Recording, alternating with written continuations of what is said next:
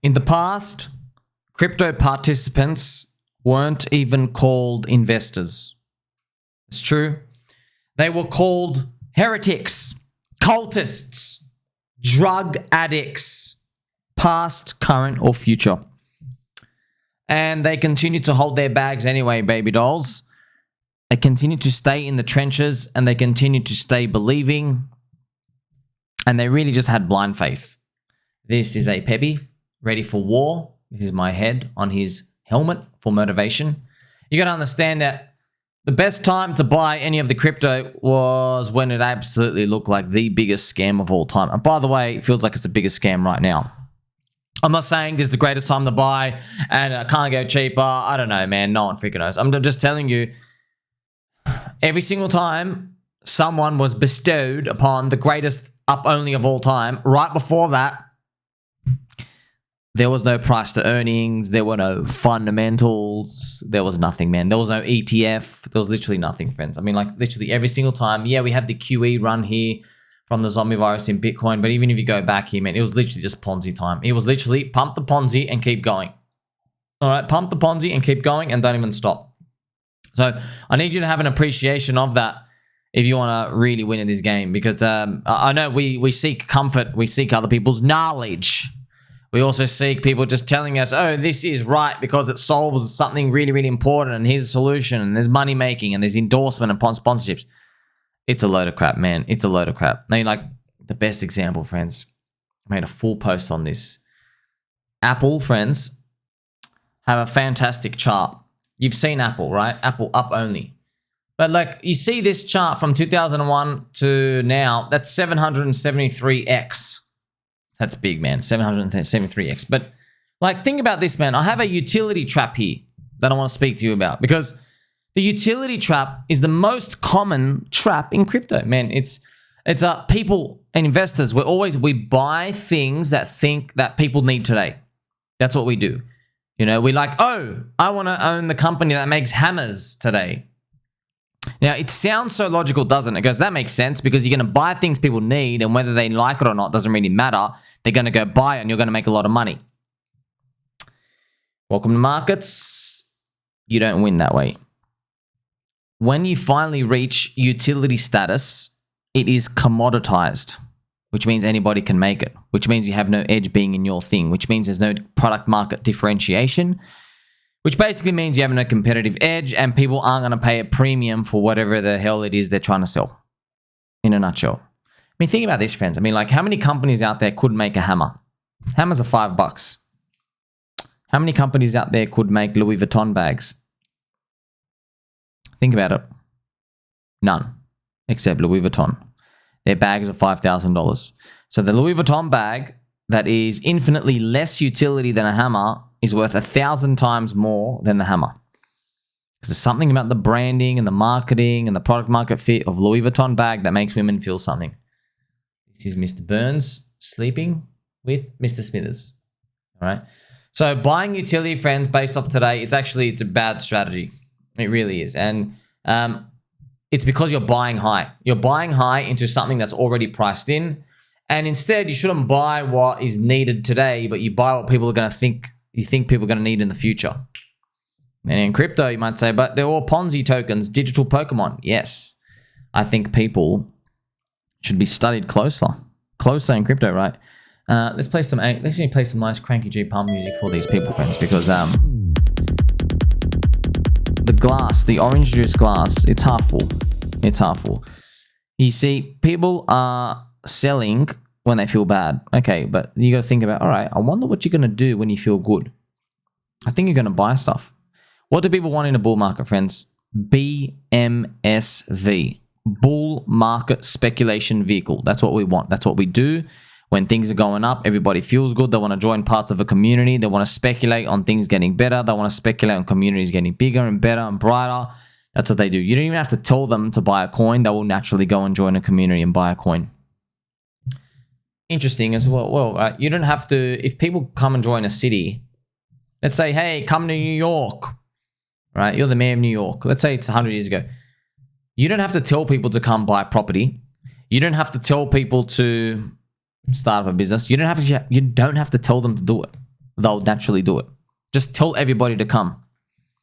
It's a marketplace. The more population, there's a ratio of people that just tend to like try things and experiment. It's wonderful when you realize it. If you have a city, friends, you don't have to tell people, hey, come start up a bank. Come start up a hospital. Come start up a car dealership. You don't have to tell them to do that. The free market will do it.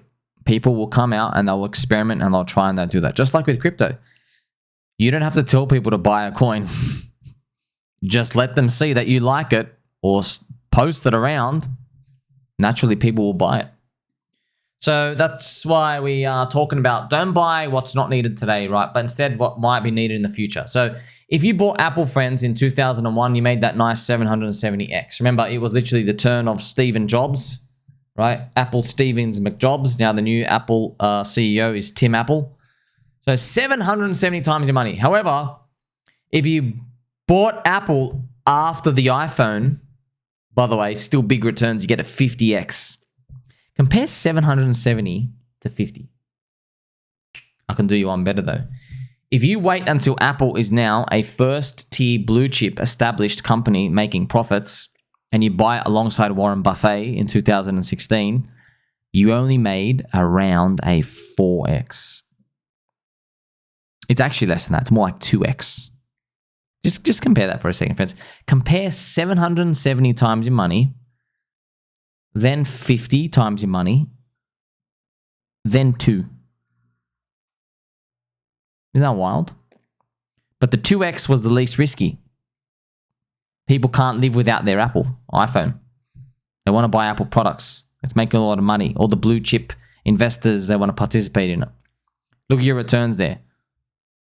So I'm not saying just to buy things because they're risky. I'm just telling you, you do not get this world where there is an established product and things are great and you're getting the big return. No. It's down because there's precisely nothing there and you're speculating on the future.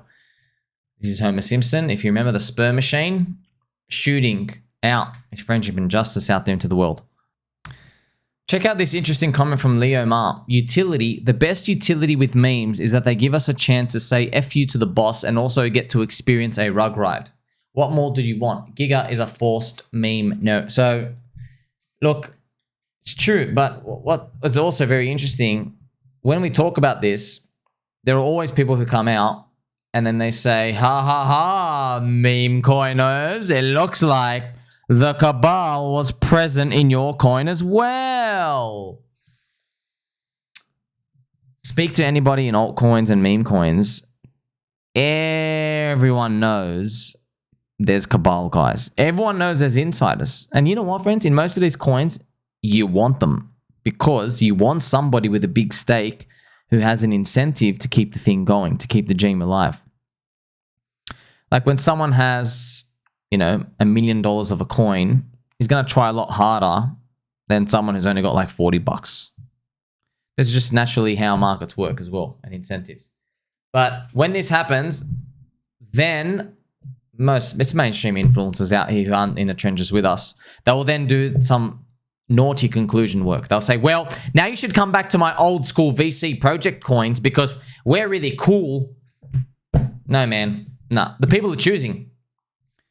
Yes, there are VC poopy coins. And yes, there are meme coin, Cabal coins where there's rugging and there's people who like, you know, have 5-second attention spans. We get it.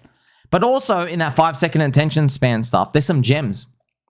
There's some really cool ideas and communities. And yeah, they're just a JPEG. But friends, like, I would like to remind you of something, please. I know when everyone just says, oh, you've put a JPEG on a picture. Have you heard of this coin? It's a very unique, innovative coin. It's called Dogecoin. Not sure if you heard it, friends. You know, friends, Dogecoin went up 250x here. You know, Dogecoin, friends, from its bottom, bro, it went up, oh my gosh, it went up 6,700x. What is Dogecoin, friends? It is a copy-paste of Litecoin, which is a copy-paste of Bitcoin. And Dogecoin just says, hey, let's call our name Doggy and let's put a picture of a dog. That's it. That's literally it. By the way, you're thinking of Dogecoin now because you might be thinking, oh, Doge is pretty safe. It's an established meme. It's funny. Elon likes it. Don't get trapped by the utility trap. When was the best time to buy Doge, friends? Before Elon liked it. You get it? See? Before Elon liked it. And I really can't emphasize enough just how intense the risk levels are, friends. I mean, it's so obvious in hindsight, right? Like, I've even made this post here, right? The best time to buy Doge before Elon liked it. Before memes were a thing, before you knew what Metcalfe's law was, a time before the thought of Doge becoming a currency was a thing. You get them before the event, the most risk. You go, oh, what are the things that are going to have an event? I don't know. Good luck. You got to believe. We don't know. No one knows. We're just guessing. That's why you buy low.